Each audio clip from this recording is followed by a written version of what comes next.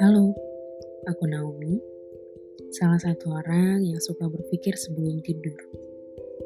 Semoga malam ini pikiran-pikiran sebelum tidur tidak membawa kita kepada kecemasan, kekhawatiran, tapi bisa membawa kita kepada pikiran yang lebih tenang dan nyaman. Semoga malam ini kita bisa tidur dengan nyaman. Tentang krisis. Hari ini kembali mau melanjutkan cerita kemarin tentang quarter life crisis. Bicara tentang quarter life crisis ini sebenarnya rada panjang ya. Sebelumnya aku sempat cerita kalau ada 4 hal yang biasanya kita khawatirkan di masa-masa quarter life crisis. Mulai dari karir, tujuan hidup, arti hidup, dan pasangan hidup. 4 hal ini yang kemudian seringkali kesana kemari dalam pikiran kita yang buat kita terus cemas, kepikiran, dan khawatir. Wajar untuk merasa khawatir di usia-usia ini. Percayalah, kalian yang sekarang sedang merasa khawatir, kalian gak sendiri. Banyak orang yang ikut merasa kekhawatiran ini menjadi di usia quarter life ini ya. Dan tidak apa-apa untuk merasa khawatir. Karena sebenarnya kekhawatiran, kecemasan itu mendukung kita untuk menjadi lebih waspada, mendorong kita menjadi lebih waspada, dan ini adalah reaksi normal terhadap stres. Yang menjadi masalah adalah ketika kita larut di dalamnya, lagi-lagi ya. Menjadi masalah ketika kita larut di dalamnya. Nah, terus gimana dong untuk gak larut di dalam kecemasan, terutama di masa-masa quarter life crisis ini? Mungkin aku juga gak begitu banyak tahu untuk apa yang harus dilakukan, karena sebenarnya aku sendiri pun sedang ada di masa-masa ini.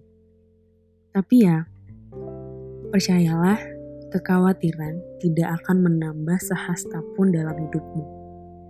Sekali lagi, kekhawatiran tidak akan menambah sehasta pun dalam hidupmu. Jadi sebenarnya kekhawatiran tuh gak akan bikin apa-apa gitu loh buat hidup kita. Yang bisa kita lakukan adalah, menurutku, untuk menuliskan satu persatu kekhawatiran kita. Agar setidaknya menjadi jelas dan menjadi rasional kekhawatirannya. Menjadi tidak rasional ketika khawatir karena takut tidak menjadi seperti yang diinginkan orang lain. Percayalah, kita satu persatu adalah manusia yang unik dengan segala kelebihan, kekurangan, talenta, karunia masing-masing. Bingkai hidupmu tak bisa kau samakan dengan bingkai hidup orang lain. Banggalah menjadi dirimu karena kau tidak dicipta untuk menjadi tak ada. Karena kau tidak dicipta untuk menjadi fana. Karena kau dicipta untuk menjadi dirimu yang seutuhnya. Semua juga akan selesai. Santai aja, jalani aja. Toh kita juga gak bisa set. Di usia 30 aku mau jadi orang sukses dengan karir seperti ini. Karena itu di luar mampunya kita. Toh kita juga gak bisa set. Di usia 27 aku harus menikah.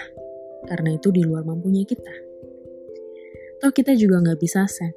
Di usia 25 aku mau udah punya gaji sekian juta. Karena itu lagi-lagi di luar mampunya kita. Terus yang kita bisa lakukan apa dong? Kupikir yang perlu kita lakukan adalah be mindful, be here, and now. Lakukan seproduktif mungkin apa-apa yang hari-hari ini kita rasa baik dan kita suka. Eksplorasi hal-hal yang ingin kita coba, terus bermimpi, dan eksplorasi mimpi-mimpi kita. Fight, dan jangan pernah freeze. Karena waktu akan terus berjalan. Kekhawatiran gak akan bantu kita melewati hari-hari ini dengan lebih nyaman. Sebelumnya aku ada bilang, kalau waktu itu bukan mampunya kita. Memang kita gak bisa atur waktu sesuai maunya kita. Tapi kita bisa buat perencanaan kita sendiri. Buat timeline. Kita bisa buat goal jangka pendek kita, kita bisa buat goal jangka panjang kita sendiri. Supaya paling enggak ada yang bisa terus memotivasi kita untuk terus berjuang.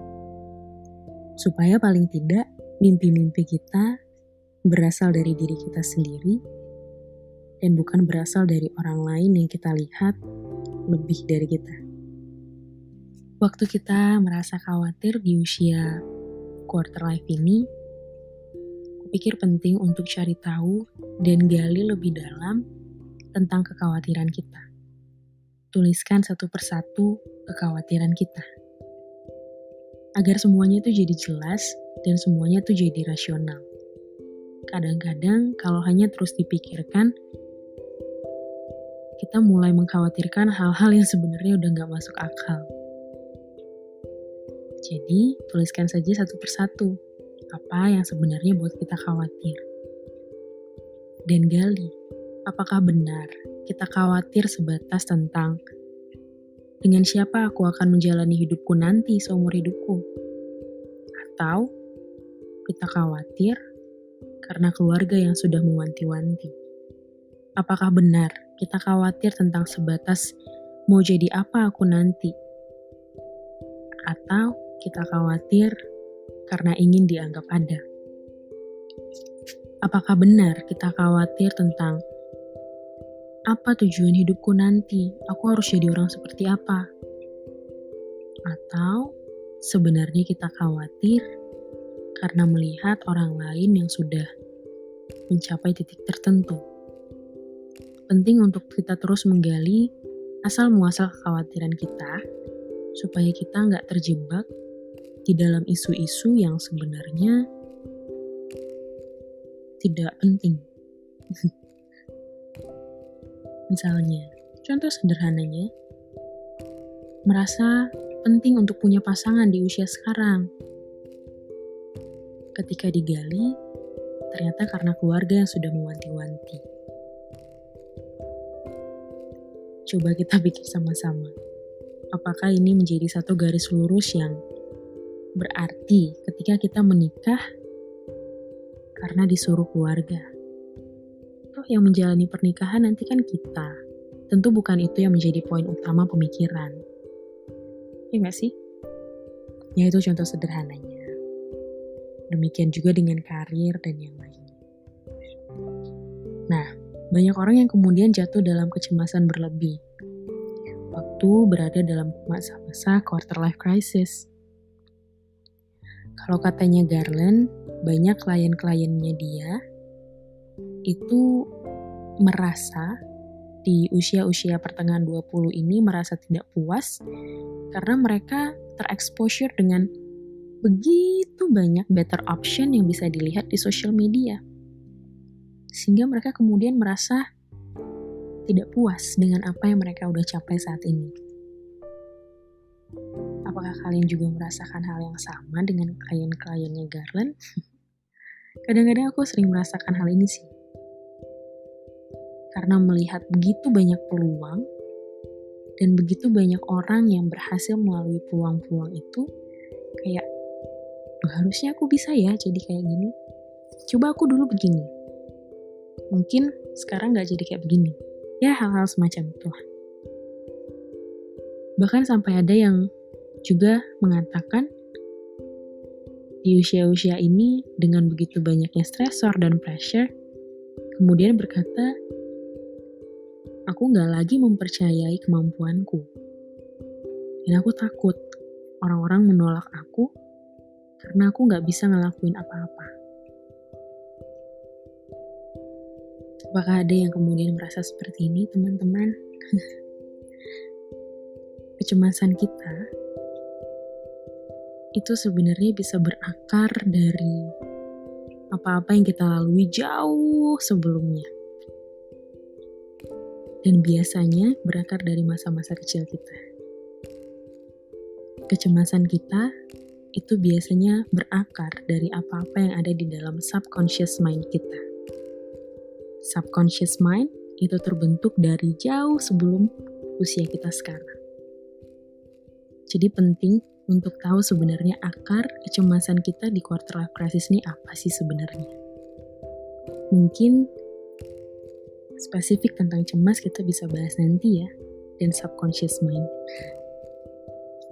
Karena seru. Nah, kembali lagi. Terus apa dong yang bisa kita lakukan hari-hari ini? Yang bisa kita lakukan di masa-masa quarter life. Karena memang gak banyak yang bisa kita tentukan dan pastikan. Karena memang banyak hal yang di luar mampunya kita. Yang bisa kita lakukan selain tadi be mindful, buat timeline, tuliskan satu-satu kecemasan yang kita rasa. Kita juga perlu untuk bisa jadi berkat buat orang-orang yang ada di sekitar kita. Bisa kasih dampak positif buat orang-orang yang ada di sekitar kita. Gak usah nunggu hal besar. Lakukan hal kecil aja. Menolong orang, bantu orang-orang yang ada di rumah. Hal-hal kecil aja yang bisa kita lakukan. Karena aku percaya, waktu kita menabur yang baik hari-hari ini, kita juga akan menuai yang baik kok. Penting untuk menanam yang baik-baik di usia-usia ini, supaya nanti kita punya nilai-nilai yang benar juga untuk menjalani hidup ke depan. Aku juga ketemu satu kutipan yang bagus banget. Dia bilang gini, "You can go faster and faster and faster and get nowhere. Sometimes it's important to accept your life for how it is now, even if it's not where you want to be yet." Kau bisa pergi lebih cepat, dan tidak sampai kemana-mana. Kadang-kadang penting untuk menerima dirimu, menerima hidupmu sebagaimana adanya saat ini. Bahkan ketika itu belum seperti yang kau inginkan. Jadi, ya gak sih? Tadi waktu aku baca sih, iya banget nih saudara-saudari. Penting untuk bisa terima hidup kita saat ini sebagaimana adanya.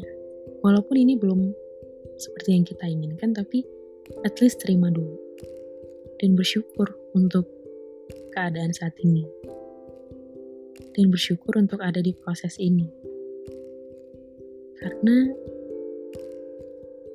ulat bulu kemudian akan berproses menjadi kupu-kupu. Kita juga akan berproses menjadi yang baik. Karena kita dicipta untuk menjadi ada. Tenang. Fokus. Be mindful.